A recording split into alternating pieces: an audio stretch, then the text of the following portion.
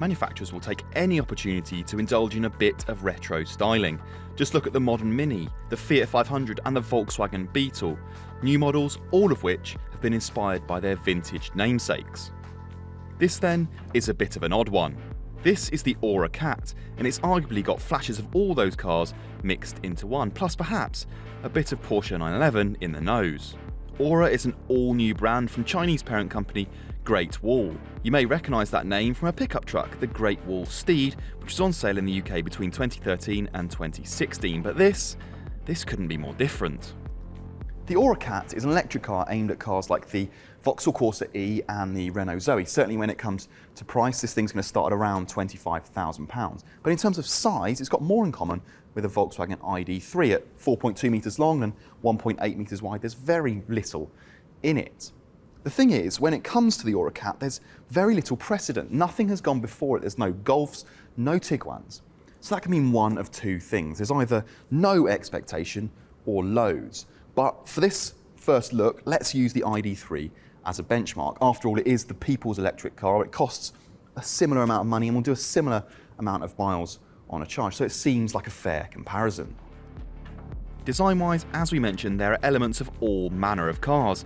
Every surface, every angle looks like something else. It's cute though, cuddly almost. But that's maybe doing it a disservice. Proportionally, it looks smart, with interesting surfacing, a long wheelbase, and short overhangs.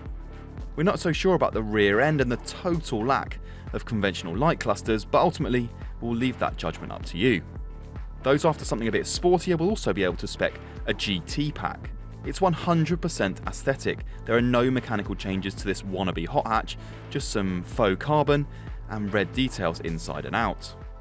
Speaking of the GT car, it's that one that we're going to use to take a quick look at practicality and boot space. If you open up the tailgate, you get 228 litres, which really isn't all that competitive when you consider an ID3 offers 385 litres. There is, however, some storage under there for the cables, and if you fold down the seats, all pretty easy, 60-40 split, there's a nice amount of room with them down. But you do have to contend with the step in the floor with the back seats there and this pretty high load lip. Space in the back is good, but not class leading.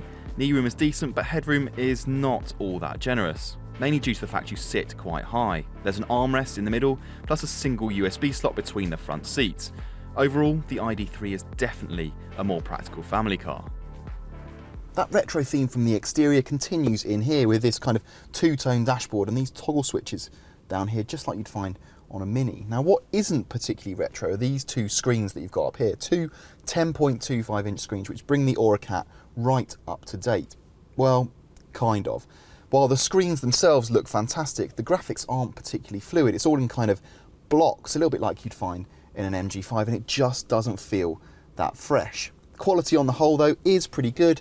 Everything you kind of interact with and touch feels built to last, and you have to go searching for some scratchy plastics. One thing to note, though, is this steering wheel only adjusts up and down. There's no reach adjustment in 2021.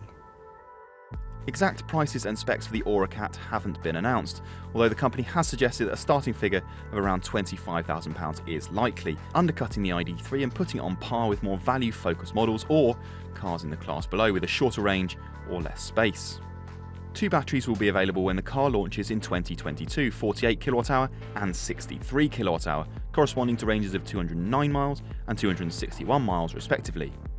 As it stands, there's just one electric motor producing 169 brake horsepower, which should make the CAT capable of 0 to 62 miles an hour in 8.5 seconds with a top speed of 100 miles an hour. ORA claims the CAT will get LED lights, 360-degree cameras, 18-inch alloy wheels and those two 10-inch screens, though it's not completely clear whether all that kit will be standard on entry-level models. Pre-orders begin in December. So far then, the ORA CAT seems competitive, if nothing else, and the same story continues when it comes to charging. Every car comes with 6.6 kilowatt AC charging and 11 kilowatt three-phase charging if your home electricity supply will allow. Not on this car, but every UK and European car will also get 80 kilowatt CCS rapid charging. So you'll be able to charge the battery from 10 to 80% in 40 to 50 minutes, depending on which battery you opt for. It's never easy for a new brand to launch in such a crowded area of the market, and ORA does have its work cut out. But on this evidence alone, the CAT has plenty of the right ingredients to succeed. It's got a value price tag, it's got a decent level of kit, and it's got a decent range as well. We'll have to wait until the new year to deliver our definitive verdict on this car, including what it's like to drive. But on first impressions, this thing definitely has what it takes to throw the metaphorical cat amongst the pigeons.